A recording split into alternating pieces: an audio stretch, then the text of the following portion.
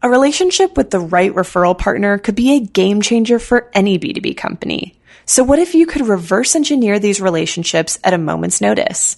Start a podcast, invite potential referral partners to be guests on your show, and grow your referral network faster than ever. Learn more at sweetfishmedia.com. You're listening to the B2B Growth Show, a podcast dedicated to helping B2B executives achieve explosive growth. Whether you're looking for techniques and strategies or tools and resources, you've come to the right place. I'm James Carberry. And I'm Jonathan Green. Let's get into the show.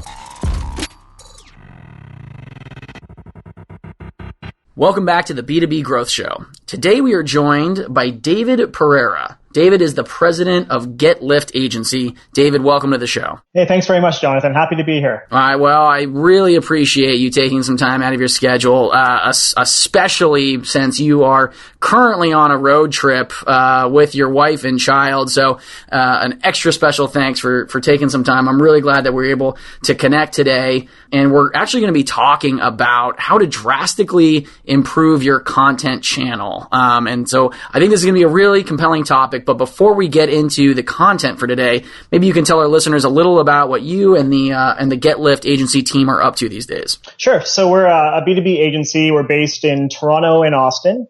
I've been around for 16 years, since 2001, so obviously seen a lot of change.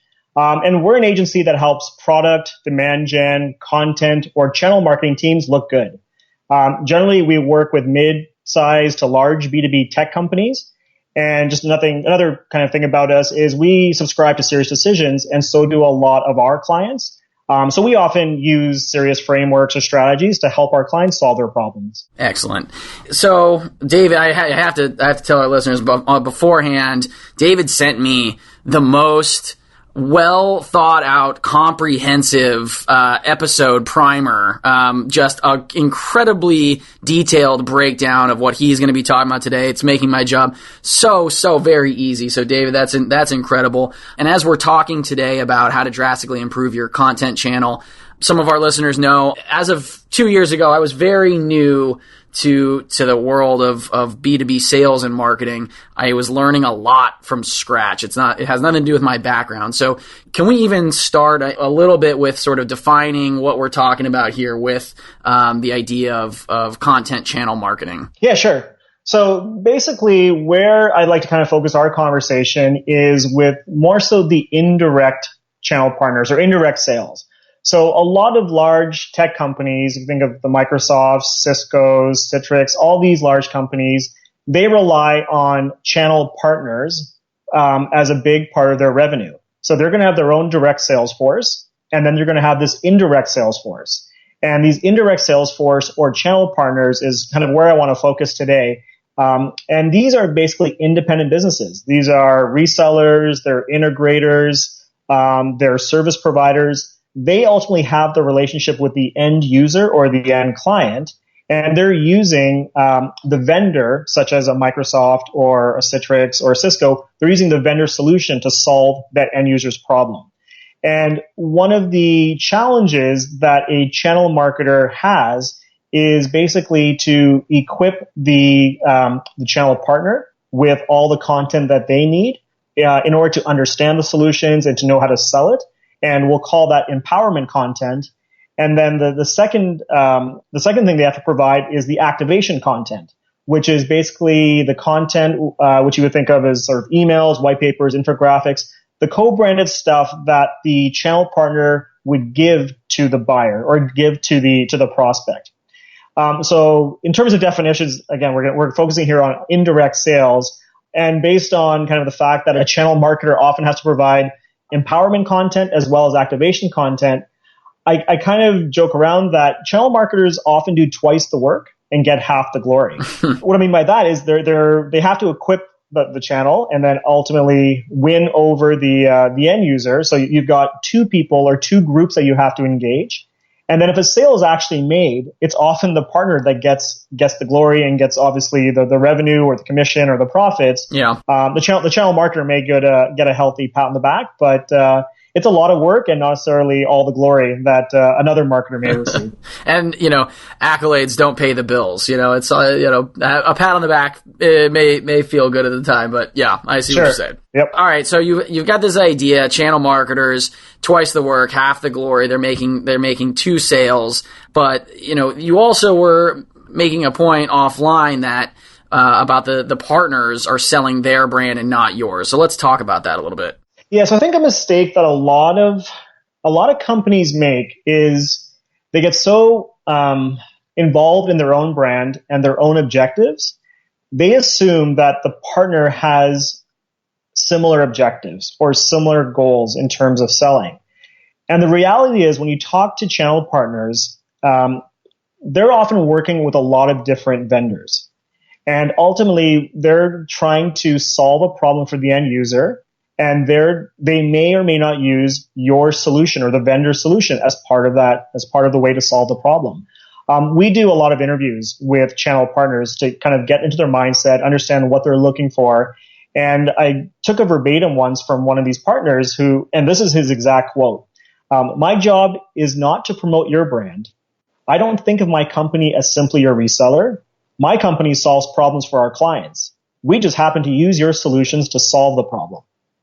And I kind of think that underscores this issue that I see sort of in the marketplace is when you're creating content for your direct sales channel, it's fine for it to be kind of dominated by your brand, and it's fine for it to be all about you once you get to that point in the sales cycle.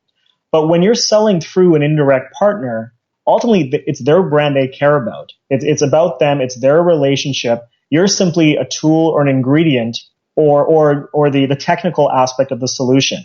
And so I think it's worth remembering that. And the implication of that is thinking about even the branding you use for your activation content. Again, we see a lot of vendors basically just really easily repurposing their direct sales content. Meaning, if you're let's say a Microsoft and all your stuff has Microsoft logos on it everywhere, you're going to give that to the channel partner and maybe make a little bit of room for their logo. And I'm picking on Microsoft, but I'm not. They're certainly not the only one that I've seen do this. They can take it; they're fine. Yeah, exactly. Yeah. So now with Microsoft, there's a lot of channel partners that have made a lot of money off the backs of Microsoft by being dedicated Microsoft resellers. But there's a lot of vendors out there where you're one of many options.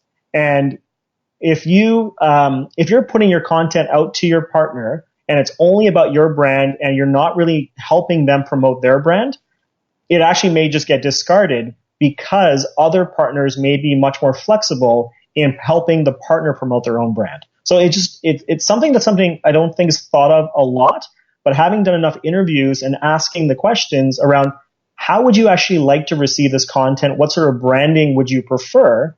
A lot of partners tell us when they have a certain level of sophistication and can do their own marketing, a lot of partners have told us they would actually prefer a raw Word document that has just the kind of the core copy and some images, and they'll put it into their own templates, or they want almost equal level of branding. Again, it depends on the type of content and where it fits in the buying cycle, but something that I think channel marketers should consider is the level of branding that they're forwarding on to their partners. That's a really interesting take on it. I mean, because I'm also thinking two thoughts immediately spring to mind. Number one, what would you say? How much of that is ego on the partner's side? Well, we want it to be our brand, and how much of that is ego on their part? And number two, is there still then this place for vendors who have established themselves as a powerhouse, as a reliable company, as they've built market trust, and is that an asset? This is great that the bulk of the marketing or the branding is on them because this is a company people already know and like and trust. Yeah, great question. So here's the way I think about that. I think the companies that have built a market share, have a credible product out there, when you're doing mid and late funnel type of content, so more of the proof points around the solution and the proof points around the vendors, I think it's fine to have your brand all over that stuff, because then your channel partner can turn around to their prospect and say, yeah, we're using a Microsoft product here. You have nothing to worry about. Or we're using Cisco or Citrix, Dell, whoever, right? Mm-hmm. So there's plenty of room for that, I think, lower in the funnel. But top of the funnel, where the partner's trying to do demand gen and they're trying to create awareness and they're trying to illustrate their understanding of a customer issue, to use a serious decisions term, they want to loosen the status quo. They basically want to provoke and get people thinking about, hey, I actually might have an issue here that requires attention. That's where the credibility of a big vendor brand doesn't matter as much. This is where you want the channel partner to be the thought leader, and you want to kind of create opportunities for them to look good, start having the conversation with the prospect, and then when the time comes to actually start solving for problems and recommending solutions, that's where your brand can take its place. Got it. That makes a lot of sense. So, David, let's talk about takeaways then. And again, you've made this so easy for me with this breakdown primer. 3 levels of takeaways. Let's start with the basic takeaway. So if you take away nothing else from today's episode, what should our listeners take away? Sure. So if you are just starting a channel program or you're relatively new to it, the first thing I would advise is regularly interview channel partners. And so if you have a small group of partners and you're just sort of growing that out, that's fine. Talk to them on a regular basis. And the types of things that you want to know is what's on your wish list. So if we could build a channel program or a channel kit for you to solve for this problem, what would be in it? What would you use a PowerPoint presentation? Is that how you sell? Is that how you talk to your client? Do you need sales sheets? Do you need social posts? What would be helpful to you? What's in your wish list? So that's almost from like a request standpoint, but other things to ask in that conversation. What trends are you seeing in the last 6 months? So as you're talking to your prospects, has there been any big change in the market? Is there any regulatory issues that we need to be aware of? Are you seeing even more migration to the cloud? Whatever sort of topical or happening trend-wise, those are things worth uncovering. Yeah. What new use cases are you solving for? So you may have been solving for A, B, and C 6 months ago. Is there a new use case? Is there a D, E, and F that have started recently that you're starting to get more and more requests about? And then one other question that I'd love to ask, given that you have the opportunity of talking to partners, is what are some of the other vendors that you're working with? What are they doing for you that seems to be working really well? Basically, you're looking for competitive info here. You're trying to understand if you're working with 6, 7 other vendors who are giving you channel kits, channel content, is there something that's really kind of resonating with your team? Is there a format? Is there a style? Is there some sort of training method that really works for you guys? And is that something you'd like us to consider? Again, you don't get to have a lot of conversations with a channel partner because they're busy, they're selling, they're solving. So when you do, try and get 30, 40 minutes with them and ask a wide range of questions. And they're always happy to share because they like it when the vendors are paying attention to them. So make sure to kind of cover a lot of your bases and use that input. And every 6 months, you should be able to almost demonstrate the progress you've made through some of the inputs that you've received. Yeah. And I liked how it when you're talking about talk to them, you started off with the focus on it almost felt like getting to know that partner, getting to know their company, and then sort of worked your way out, okay, well, what else can we learn about, your marketplace? What else can we learn about the people that you're selling to? And then you almost brought it back to the company again, okay, what methods work best for you? What are you currently working on? So, I mean, it definitely felt very partner centric, which I think has kind of been a recurring theme throughout this interview is really paying attention to them. And that's part of that is the conversation. Exactly, right? It really is all about them. As much as channel marketers often think it's about their own company, it often really is about the partner and who they're selling to. And so having that conversation focused on those two groups, I think is critical. And then after you've done some conversations, you're going to have a good gauge as to who's giving you valuable insights and input, and who do you trust. And what you may want to do is start creating almost like an advisory board or an advisory group, a small group of partners, that you might want to even validate your ideas with. So if you're going to do this big channel campaign, before you spend a ton of money and resources building this out, maybe share the outline and the objectives with this partners and say, is this something you would use? Does this solve a problem for you? Could you see yourselves using this? Tell us how you would use it. What modifications or what suggestions do you have? It's just a good way to kind of keep them engaged with your programs, because once you validate a campaign idea with someone, they're more engaged. And when you actually do roll it out, either as a pilot to them or you roll it out in mass, they're more likely to use it. And of course, one massive problem that every channel marketer has is engagement with their partners. They produce a ton of content, they produce a ton of resources, and getting the partners to use it is always a huge issue. And so we strongly recommend validating your kits and ideas before you spend a ton of resources building them out.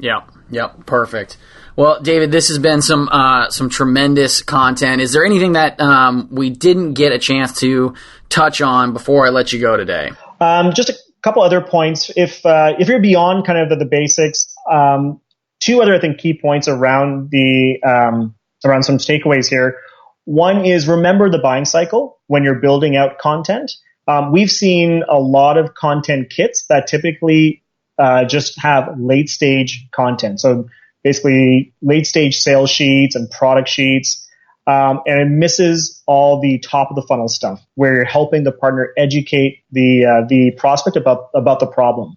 That's a common issue we've seen. So we would just advise focus on educational parts of the kit as well. So make sure to have enough pieces to support all stages of the buying cycle. And then the last point I'd just like to make is if you're kind of more of an advanced channel marketer, one thing you may want to consider is start segmenting your channel partners, whether it's by vertical or geography or their size or expertise. And the reason for the segmentation is you can start tailoring the communications you send to them.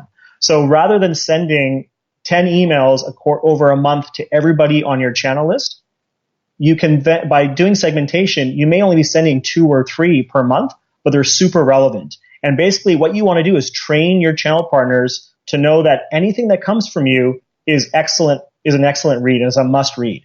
And so fewer is better, but it needs to be high quality. And one way to ensure high quality is relevance. And segmentation helps with that relevance. Yeah, you want to get that Pavlovian response, when they see that you've got some content coming their way and they start salivating because they know that it's going to be good stuff.